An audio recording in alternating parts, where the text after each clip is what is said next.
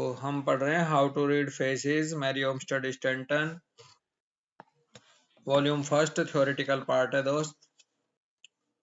जी और चैप्टर चल रहा है 4, जिसमें हम हेडिंग है हमारा फॉर्म चल रहा है और पेज नंबर 121 पे हैं, पेज नंबर 121 पे।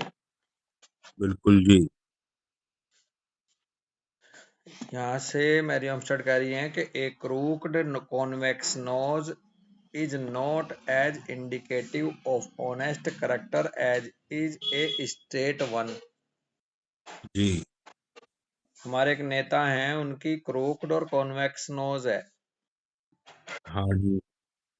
तो उसको भाव भी ले लो। वो कह रही हैं कि ये एक ऑनेस्ट और स्ट्रेट वन कैरेक्टर का संकेत नहीं है।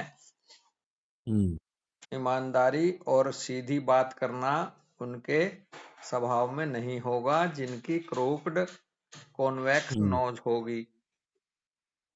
जैसे ऑनेस्ट कैरेक्टर प्लीज। का मतलब वो धोखा दे सकते हैं किसी को भी। हाँ जी। ईमानदारी के मामले में गरीब होते हैं वो। और हम्म स्ट्रेट बात ना करके बात पूछोगे सीधी तो घुमा घुमा के जवाब देंगे। जी। हम्म Many merchants have this formation and such hmm persons will be found to be grasping, acquisitive, rapacious and overbearing, and will exhibit all the traits of the bird of prey whose hmm beak discloses the same form। क्या बात है यार, Stanton को भी सलाम है। ये बस पूछो मत। यानी है कि बहुत सारे जो व्यापारी हैं उनमें इस तरह की फॉर्मेशन मिलेगी, और हम्म इस तरह के व्यक्ति जो होंगे जिनकी नाक क्रूक्ड और कॉन्वेक्स होगी, उनमें ग्रेस्प करने की भावना, प्रबल आकांक्षा, हम्म कुर्सी कब्जाना, बाप को अलग हम्म फेंक के। हम्म एक्विजिटिव का मतलब है प्राप्त करने की लालसा। मैं ये हम्म प्राप्त कर लूं, मैं वो प्राप्त कर लूं, मैं ये संचित कर लूं, मैं वो संचित कर लूं। हम्म ट्रेपेशियस, लालची। हम्म और ओवर बियरिंग का मतलब अभिमानी, रोबदार, घमंडी। बस फोटो लगाने हम्म की देर है भाई, नहीं तो हाँ जी। सेम टू सेम सारे गुण है भाई में।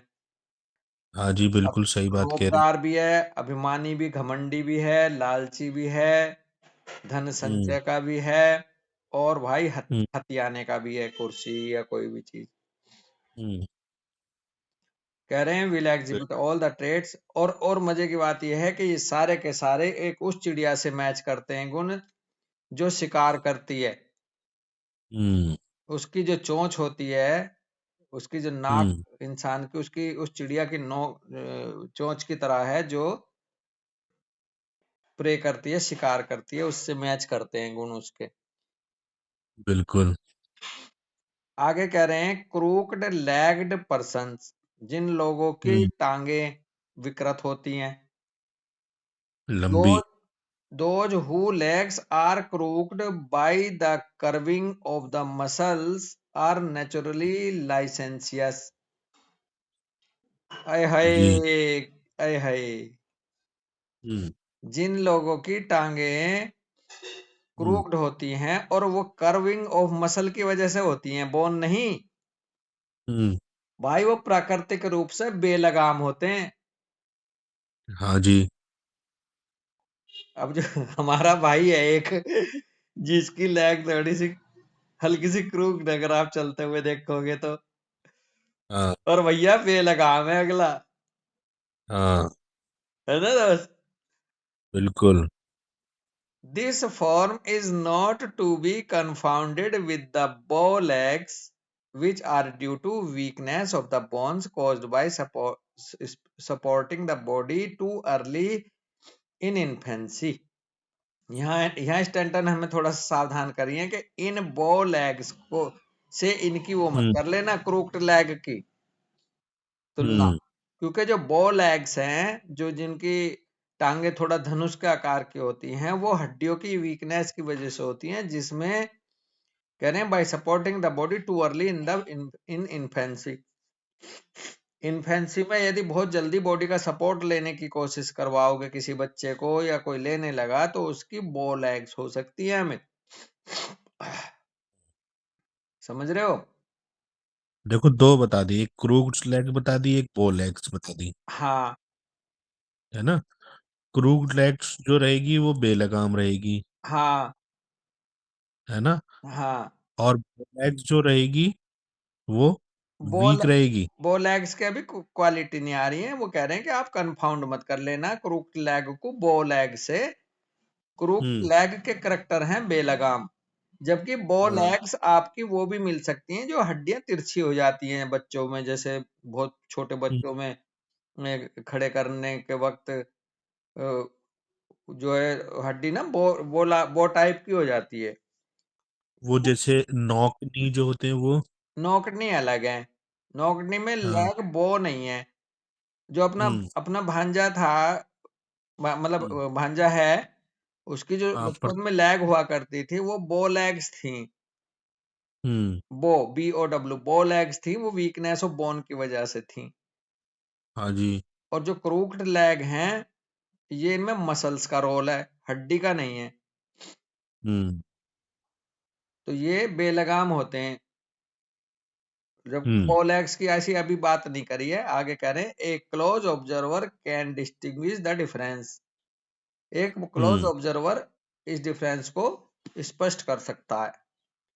The hmm. first mentioned disclose legs which crook outwardly from the knee, while the hmm. bones of the bow-legged individual crook outwardly from the hip joint। भाई हम्म। वाह, ये है देखो असली बात। हम्म।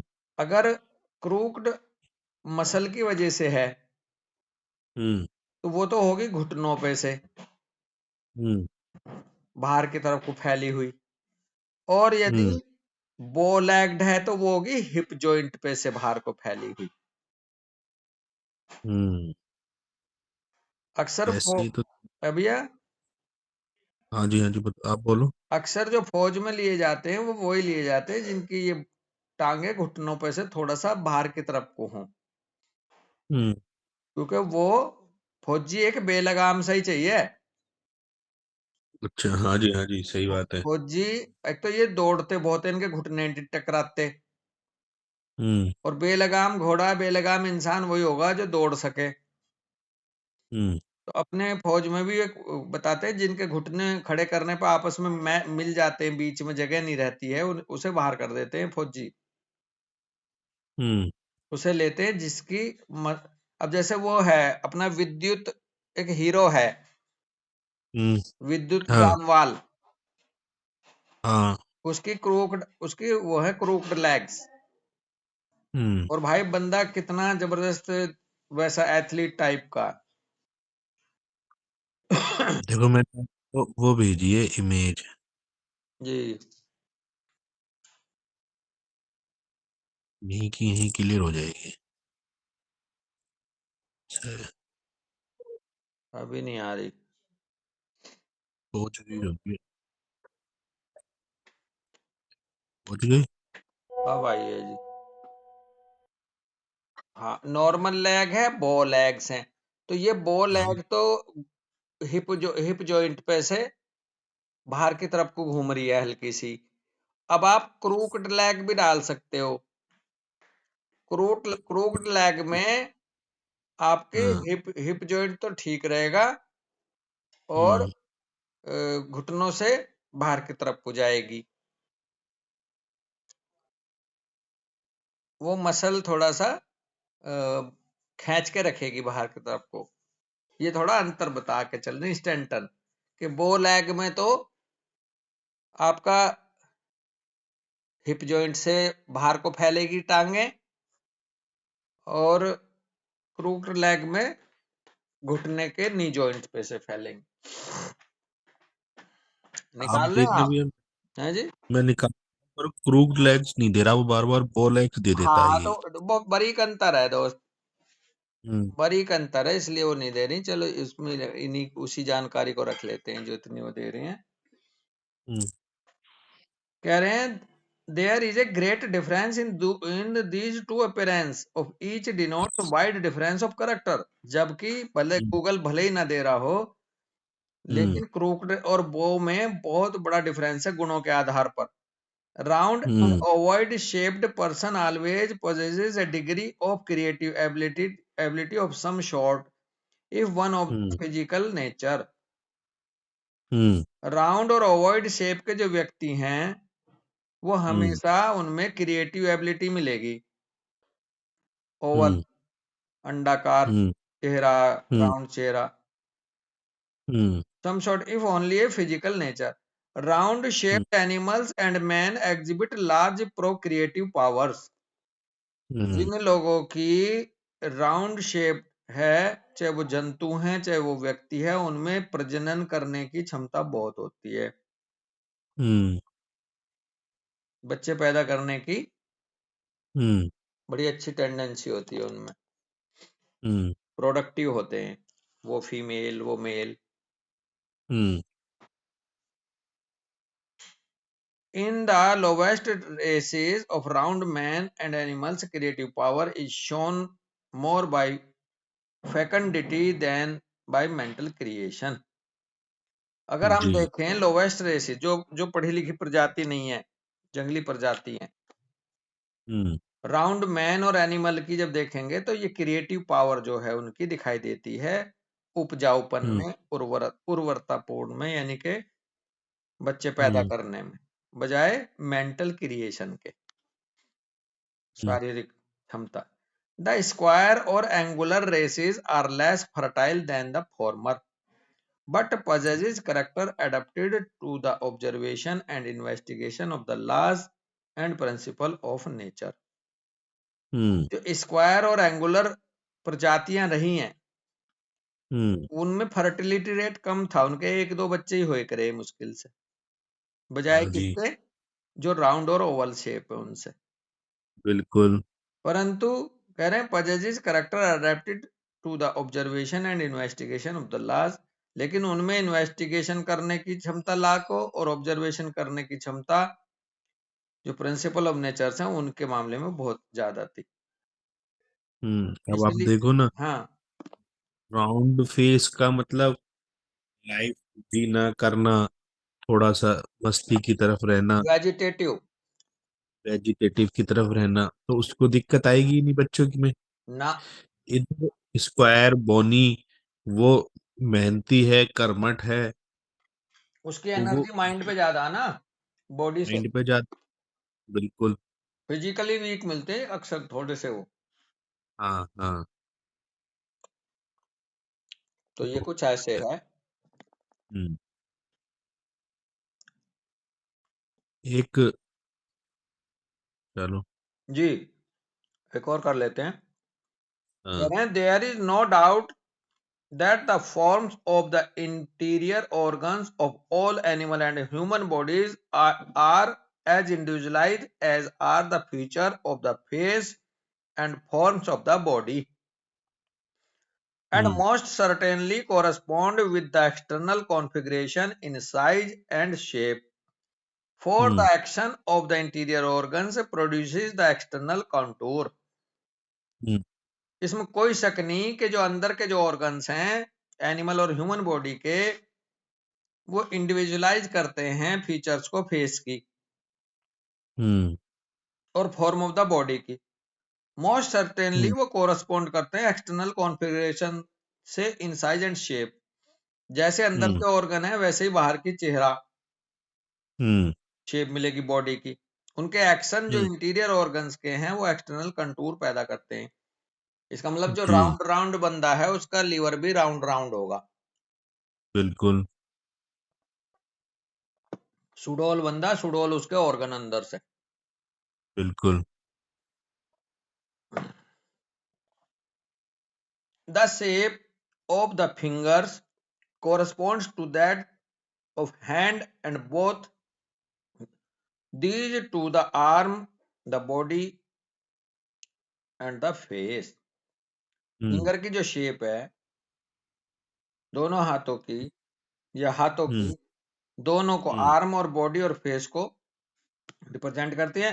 If as much time were spent upon learning this system of comparative anatomy as is put hmm into useless accomplishments, it would advance the reader immeasurably in the knowledge of character reading. Stanton last जी point कह रही हैं कि यदि अपने हम्म समय को इस सिस्टम को कंपैरेटिव हम्म एनाटॉमी के सीखने में अगर समय दिया जाए,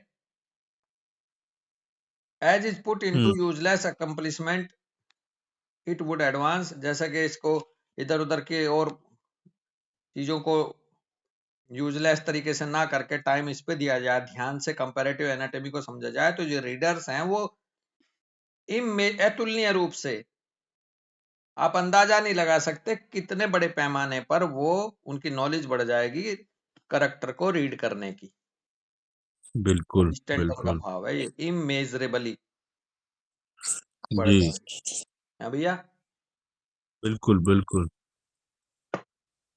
चलो यही रुक यहीं लेते भी रुके? हैं। ठीक है भाई, राम राम दोस्त। राम राम।